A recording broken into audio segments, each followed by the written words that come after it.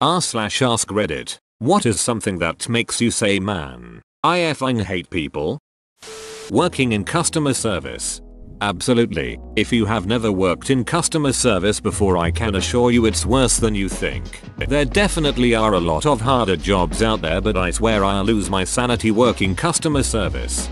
Worse are the people who treat you like the scum of the earth. Try and claim you should break company policy or do something illegal for them, and then scream, I work customer service so I know how things should be. People who litter, especially when there is a bin literally a meter away. Kobe, oh shit, I missed the bin. Might as well leave it there for someone else to pick up. Littering is not Mamba mentality. Managers fire incompetent workers to secure their own position. Much worse is managers refusing to fire incompetent workers because they are lazy or don't want to stir the pot. I work as a programmer. This one guy in his 50s has been around 20 plus years, and he's a ducking moron. And by that I mean, he doesn't try. He gives up fast and easy. He comes over to ask you a question and looks down at you condescendingly as you try to help him. He doesn't know the most basic things. The one time we tried to get him to do something, he broke everything. He beaches all the time. And he's been employed for so long. It's insane. Plastic litter on nature trails is really ducked up to me. Like, how does one enjoy a nature trail and at the same time think it's okay if we all toss Gatorade bottles there? When a co-worker decides to correct me by sending a passive-aggressive email and copying the boss and the whole group instead of just saying something to me privately and in person.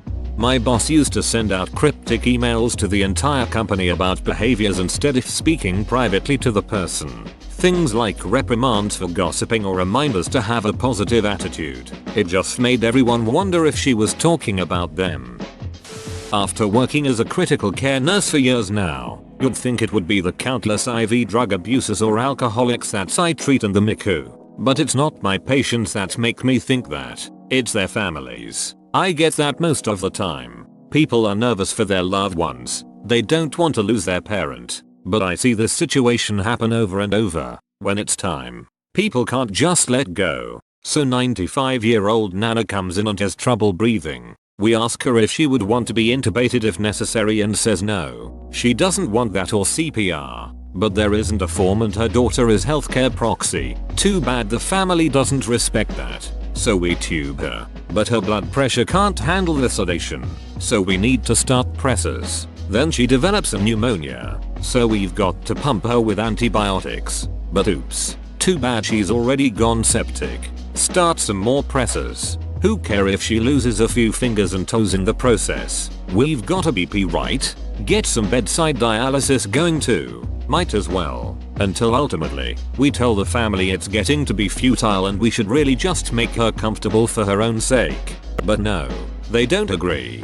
Duck your years of schooling and experience. So Nana codes. I do chest compressions and break all of her ribs in the process. We shock her and slam her with drugs and fluids for a half hour until eventually there's literally nothing more to do. I'm sorry, I know this was such a long rant. I just got off an overnight.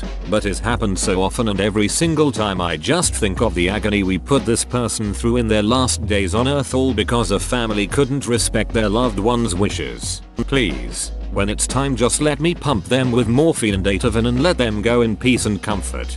ED nurse here, spot on. Or even worse, you get Nana coming in just barely pre-code with the one family member who's been taking care of them throughout whatever terminal disease process they have. They have leveled with the idea that their mom is going to die and as DNI, the patient is about to die, when all the family members who haven't been around run in screaming at you that you need to save Nana, that she'll bounce back, that she has more time, that you don't know what you're talking about, that if you don't save her they'll kill you, etc. People being a-holes to serve as hosts at a restaurant.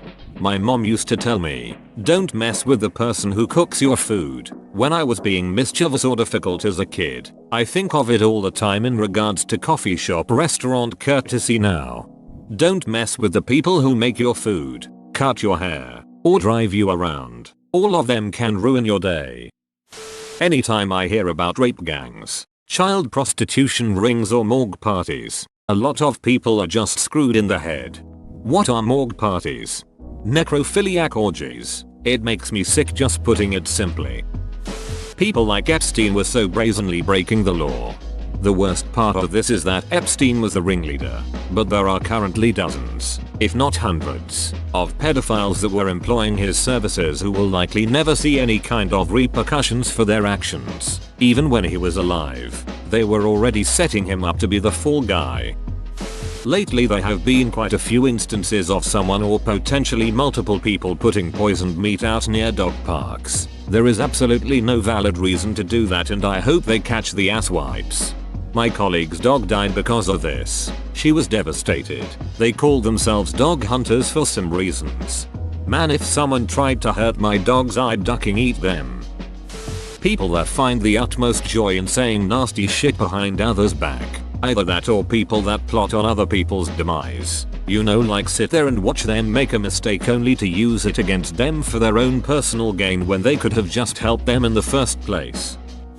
People who mistreat animals. I just can't fathom the mindset that enables someone to hurt truly innocent creatures. I agree. Animals deserve respect and protection. All animals, not just the ones we like. I agree except for wasps. Duck wasps. People who drive drunk or texting. But I can do it. It's just everyone else who'd be dangerous when they do it. My sister-in-law recently lost her license to yet another DUI. Her main defense was, well, I haven't crashed the car yet. I must be an exception. People who don't return their grocery cart. Like, who do you think you are?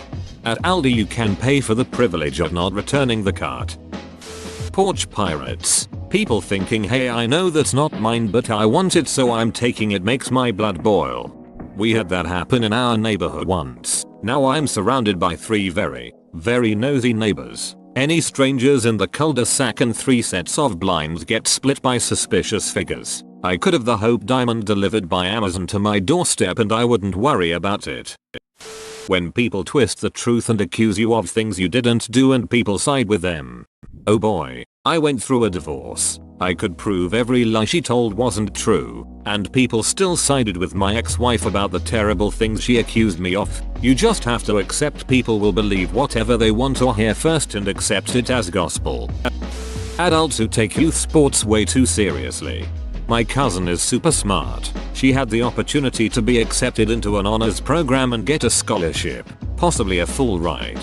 Her softball team had a tournament game the same day as honors day and her mother made her go to the game because the team needed her. Now she's up to her eyeballs in debt and they lost the ducking game anyway. People who can't take no for an answer and will push you to agree accept what they say. People who can't accept criticism when they duck up and affect other people's lives. People who can't have a discussion where they are being told a fact and they disprove it because back in the day, or authority arguments should always win. It teaches you some hardcore patience when you have to deal with people like these on the daily. When people don't pick up their dog's poop.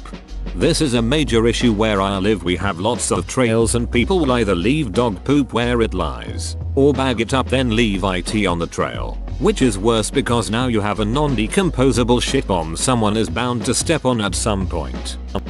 One of my friends are being bullied to the point of wanting to commit suicide because he is against underage drinking and drugs. FaceTime. In public. Man. Duck those people. My issue is less about in public and more people who do it on speaker or in places like while walking on the sidewalk or on the bus where you're actively bothering other people. If you want to FaceTime and talk through your headphones at a normal volume in a park or something, or FaceTime your parents from the grocery store to make sure this is the thing they needed, I don't mind much.